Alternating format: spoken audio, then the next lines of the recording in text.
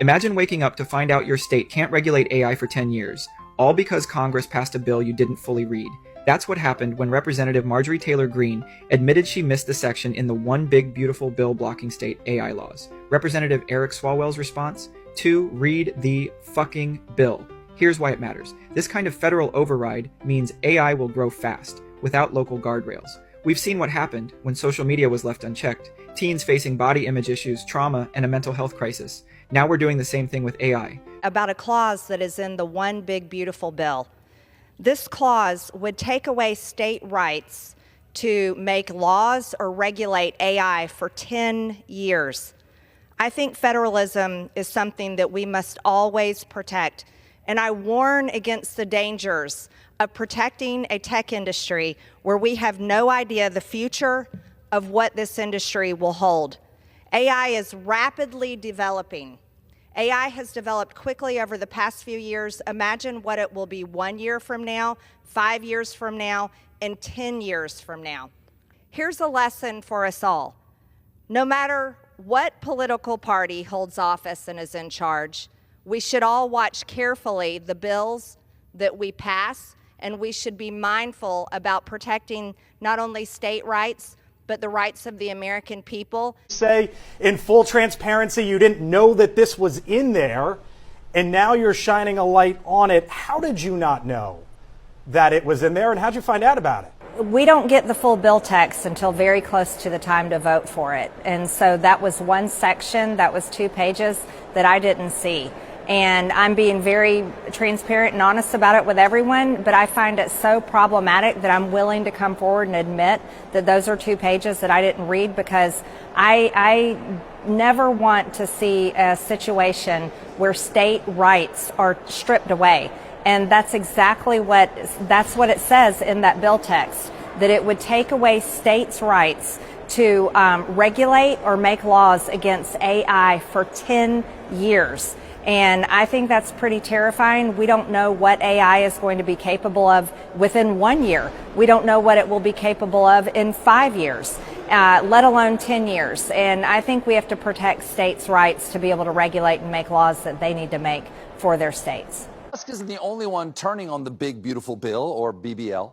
So are some of the people who voted for it, like Georgia Representative Marjorie Taylor Greene, seen here judging a Make-A-Wish talent contest. Specifically,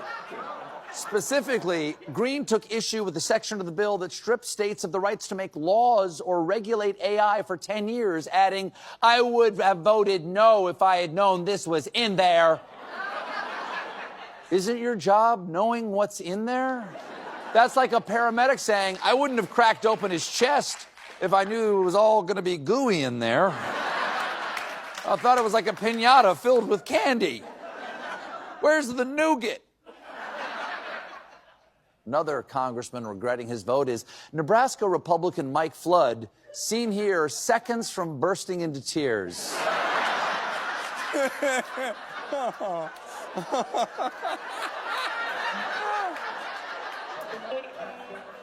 At a town hall.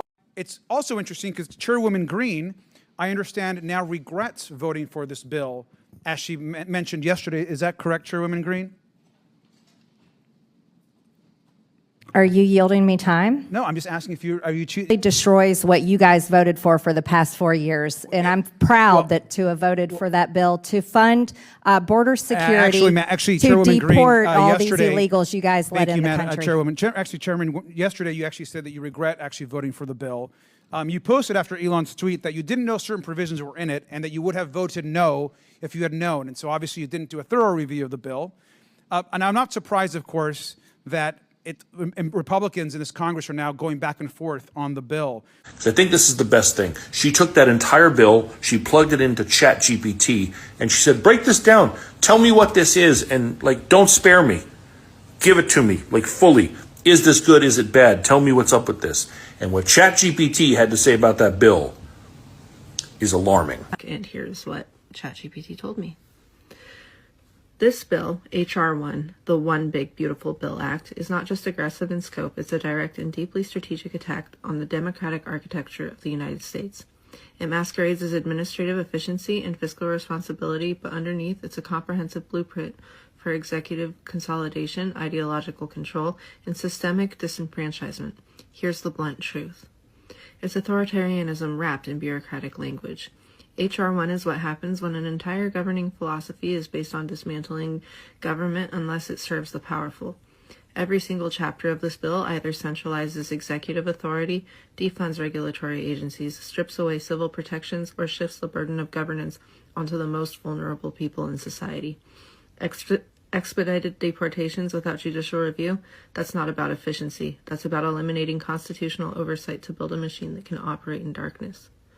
Cutting independent agencies like MedPAC or the Social Security Advisory Board, that's not reform. It's removing the brakes from a runaway train. Silencing classrooms and ending DEI funding, it's a cultural purge designed to codify a narrow, exclusionary worldview into national education policy. This isn't conservative governance, it's counter-democratic engineering. It systemically dismantles the safeguards of a free society. The institutions targeted by H.R. 1 aren't arbitrary. They're specifically the ones that ensure transparency, protect minorities, and maintain balance. Consumer protections, gone. IRS ability to audit tax sheets, neutered. Public health investments, slashed. Environmental and emission standards, repealed wholesale. This bill defunds every agency that stands between corporate interests and profit. It creates loopholes wide enough to drive oligarchy through. It paves the road for a soft coup. What's most dangerous is how legally sophisticated this document is. It's not sloppy. It's not amateur. It's meticulous. It builds the legal scaffolding for one-party control. It shifts power away from oversight bodies and into the hands of agencies under direct presidential control. It establishes surveillance and enforcement norms that can easily be turned on dissenters.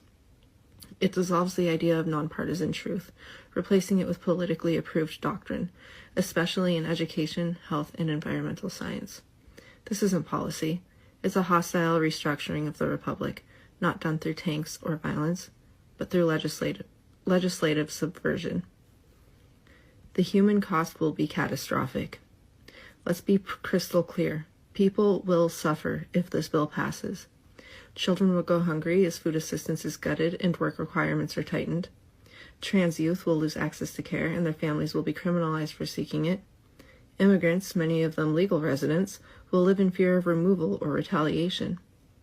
Workers will face unregulated financial scams, higher pollution, and fewer rights. The elderly and disabled will face a future without independent scrutiny of Medicare or Social Security sustainability. This bill treats social safety nets as disposable and human rights as negotiable. Final verdict, this is the dress rehearsal for autocracy. If this bill becomes law, it will not just change what the government does, it will change what the government is. It is a declaration that only certain people deserve protection, only certain truths can be spoken, and only certain lives are worth investment. This is the type of legislation autocrats dream of.